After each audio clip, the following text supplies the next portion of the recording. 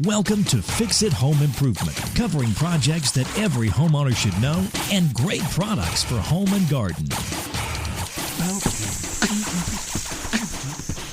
Hi, I'm JC, and this is where we share weekly home improvement tips. I'm here with my co-host, Cindy. Hello, JC. Hi, Cindy. This week, we're going to be talking about spatulas and spoons. We'd like to thank Philippa Willits for featuring our podcast on the Global Comment website. She's a British freelance writer. Archaeologists have evidence of spoons dating back to around 1000 BC in Egypt. Ancient Greeks used seashells like a spoon, and they would attach a thin bone to shells to make it easier to use. Native Americans carved spoons out of wood, bone, and hard squash. Early U.S. colonists used spoons made out of shells, animal horns, or wood. Forks were being used in Europe in the 1600s, but most colonists didn't want to use a fork. They would eat with their hands or cut a piece of meat with a knife and then use the knife to put the meat in their mouth. Most men at the time thought a fork wasn't a masculine way to eat. Let's start with spatulas. What are they? So for cooking, there's a few types of spatulas. A basic spatula has a handle and a wide, solid, flat blade or a head that's used to flip food or remove food from hot cookware. But there are specialty spatulas designed for fish or delicate food, slotted spatulas, spatulas for scraping bowls, spatulas for a wok, spatulas for grills, giant rectangular spatulas, and spatulas for frosting a cake. Cool. The Epicurious website says the 4 spatulas you need are a fish spatula, a scraper, a wood turner, and a long handle spatula for grilling. A fish spatula is generally made out of a thin metal. The head is wider at the end and it's going to taper towards the handle, and the head is going to be longer than most spatulas, and it's generally longer than the handle itself, and it's slotted to drain liquids. But it's not just for fish. Right. In fact, I read an article on the Bon Appetit website, and they said a fish spatula is all you need. If you're just going to buy one spatula. We really should rename it then, to be like the everything spatula right. instead of fish. Right. So they say that thin edge is great for sliding under delicate food like pancakes or fish, but it's strong enough for heavy food like burgers, and most of them have a thick handle to give you a good grip.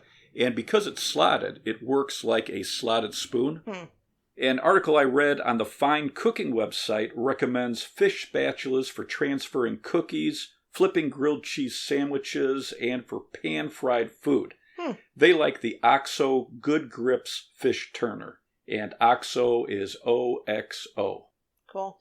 A scraper spatula usually has a rectangular head with a curved end to mix together ingredients for baking and to scrape the inside of a bowl. Silicone is popular for scrapers. A turner has a wide head to flip and turn food, and there's quite a few styles. The handle is going to be longer than the head, which can be solid, perforated, or slotted. A grill spatula has a longer handle to keep your hand away from the heat of a grill. My dad had a huge spatula that he used on the grill. Yeah. Me and my sister weren't allowed to touch it. The special spatula. It was bring me the spatula.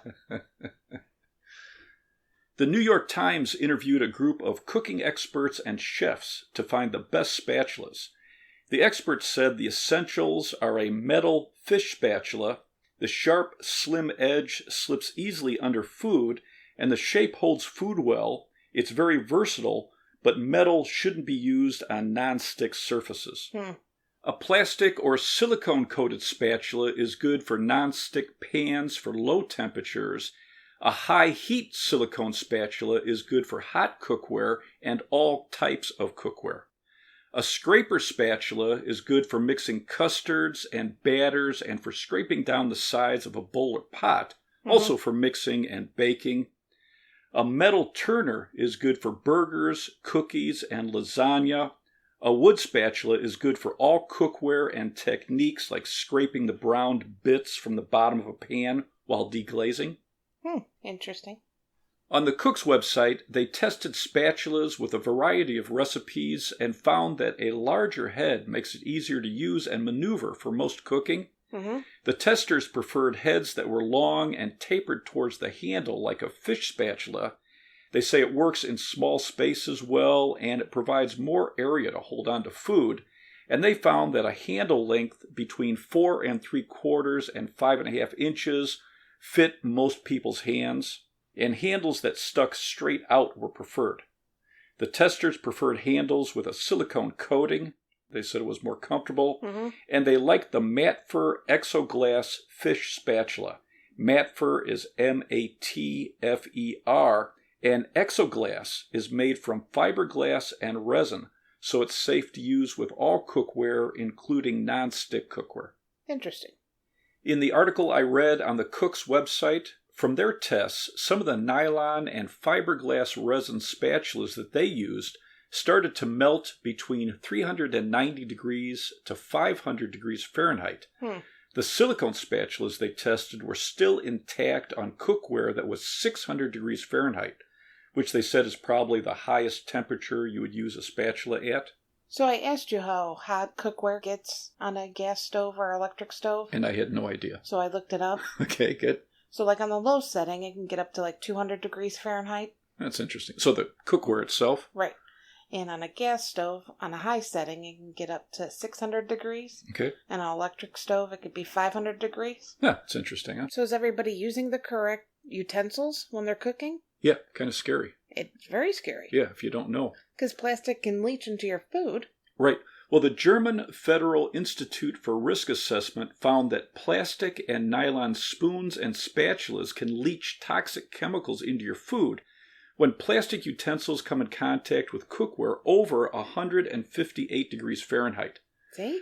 So they warned that using plastic utensils can easily cause you to exceed the 90 microgram daily limit of PA6 and PA66, which is in plastic, and could cause possible liver and thyroid disease, infertility, and higher cholesterol. Wow. According to the scientists in the study I read, they say keep plastic utensils away from high heat and limit contact with food.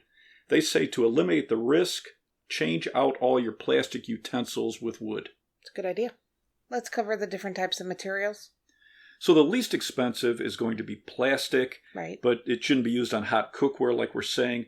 Nylon is usually heat resistant to around 400 degrees, but a couple articles I read said some nylon melts at around 350 degrees, and eggs can stick to some nylon. Boo. If you're cleaning these in the dishwasher, they recommend putting it on the top rack, Right. but check the manufacturer's recommendations. Okay. Silicone spatulas are considered non-toxic, and they can tolerate high heat. The spatulas I looked at were heat resistant up to 600 degrees Fahrenheit, and they're safe to use with any type of cookware, including non-stick. Metal spatulas are good for high heat. You want to look for heat-resistant handles so they stay cool. Inexpensive metal with metal handles can get hot if you leave it in the pan, and metal isn't good for non-stick surfaces. Right. Wood utensils can handle hot cookware, and they don't conduct heat like other materials, so your handle's going to stay cool. Wood is non-reactive with acidic foods, where using metal utensils while cooking with acidic food can leave a metallic aftertaste. Really? Yeah, weird, huh? Yeah, that's terrible. Wood isn't going to leach chemicals into your food where plastic and other material can break down over time or melt if the cookware is too hot, and wood can be used with all cookware, including nonstick. To maintain wooden utensils, you'd want to wash them by hand in hot water with a mild soap. You can use a sponge or a nylon scrubbing pad to remove particles, and after you wash your wooden utensils, wipe them off with a cloth and allow them to air dry. You don't want to leave wooden utensils in water to soak or put them in a dishwasher to clean them. Every month or two, wipe down wooden utensils with a food-grade mineral oil. It's going to keep the wood from cracking or drying out, and wood utensils that are maintained regularly with oil are going to absorb less odor. And if you do have smelly wood utensils, you can scrub. And who doesn't? You can scrub them with lemon juice or a baking soda paste, and that's going to remove the smells from cooking. Cool. Cook's Illustrated says wooden spoons are good for mixing stiff cookie dough, browning roux, scraping fond, sautéing onions, stirring soup, and breaking up ground beef or sausage as it cooks. They say wooden spoons are good for non-stick or enameled cast iron cookware. Did you say fond? Fond? So I had to look up some of these words. Yeah, no kidding. So fond, F-O-N-D, is the browned pieces of meat left on the bottom of a pan, and they scrape that and use it to make a more flavorful gravy or a sauce.